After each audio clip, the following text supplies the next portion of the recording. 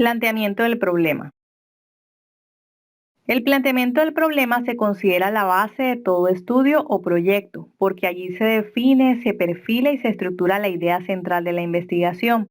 De hecho, algunos autores concuerdan en que el análisis del problema o necesidad es el punto de partida para la identificación del proyecto.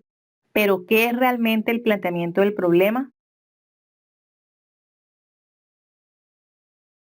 El planteamiento del problema consiste en presentar de manera amplia la situación objeto de estudio. Implica entonces conocer las características específicas de un problema, sus causas y los aspectos que lo rodean, y que pueden ser importantes al buscar una solución a través de un proyecto.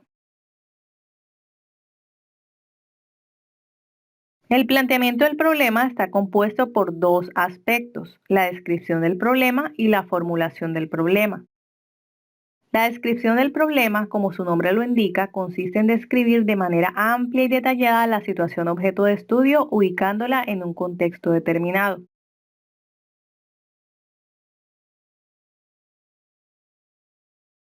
Para describir un problema tenemos que tener en cuenta algunos elementos como existe el problema, si en realidad existe cuál es el problema, cuáles son los elementos esenciales del problema, cuál es la población afectada o el área geográfica afectada, cuál es la magnitud actual del problema y cuáles son las causas y efectos de ese problema.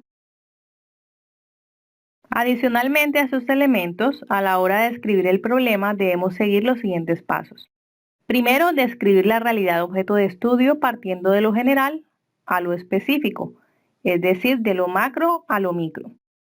Luego, explicar la situación actual, en qué consiste, quién sufre el problema, cuál es la población afectada.